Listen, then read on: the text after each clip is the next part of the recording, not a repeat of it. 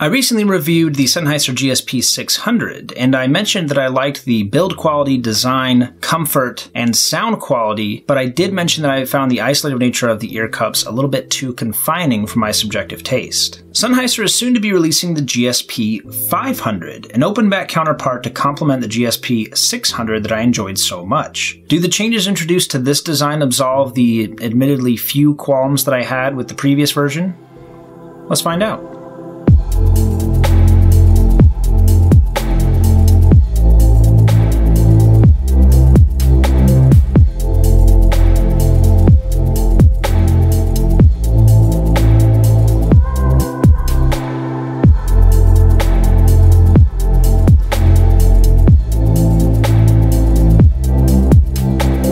Just like its older brother, the new GSP 500 is a wired over-ear premium gaming headset. It retails at $229, which is a $20 discount over the GSP 600. It's actually available for pre-order now, but they don't expect to be able to fulfill orders until sometime in June.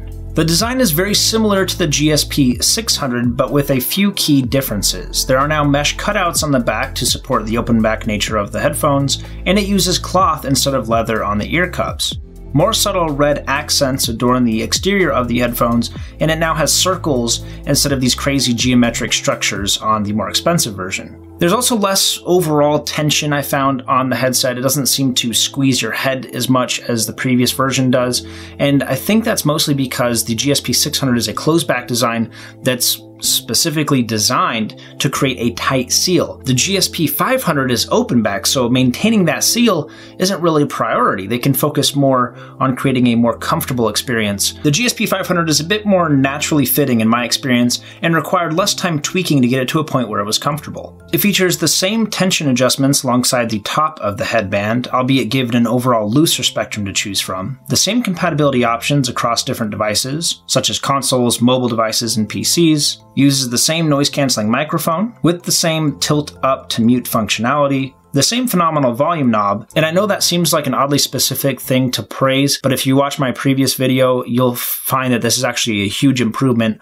over their previous designs. Now, there are two major contributing factors to creating this open back design for these headphones. First is the cutouts on the back, which are mostly hidden behind the bulky headband, and the material, the cloth material on the ear cups themselves that are used instead of leather. The benefits to that are threefold. First, it creates a more open soundstage. More on that in just a moment. You can also hear your own voice better. There's a strong tendency to speak louder than necessary when you can't hear your own voice, and your teammates will definitely be grateful that you're no longer shouting at them. But if it lets noise out, then you can be sure it lets noise in, and this definitely makes you more aware of your physical surroundings. This is important if you game in an environment where being cognizant of your surroundings has real-world ramifications. I can definitely sympathize with that.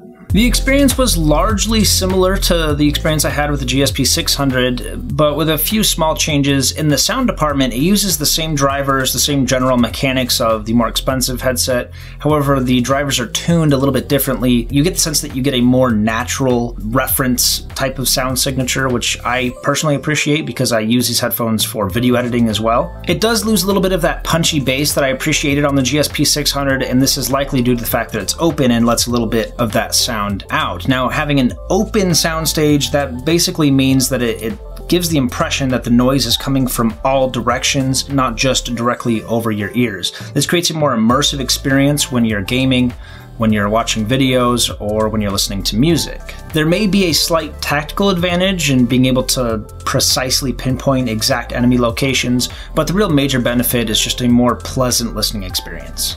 They are also similar in comfort, but again with a few minor differences. These are slightly lighter than the GSP 600, but not by any significant amount. The 600s were already surprisingly lightweight considering how big they are. The ear cup cushion is made of a slightly firmer material This, combined with the use of a more generic cloth instead of a suede-like material, translates to a subjectively less comfortable overall ear cup design, but it makes up for this with a better weight distribution overall. Even on its loosest setting, I found the GSP 600s to put a little bit too much weight on the side of the head and not enough on top, like they were trying too hard to create that perfect seal. Both headsets are extremely comfortable, and it basically comes down to personal preference. The ultimate experience, in my opinion, would be to remove the leather ear cups from the GSP 600 and place them on the GSP 500. You likely won't get the same complete open air design, but it's a nice compromise between the two, and that is possible due to the removable nature of the ear cups themselves.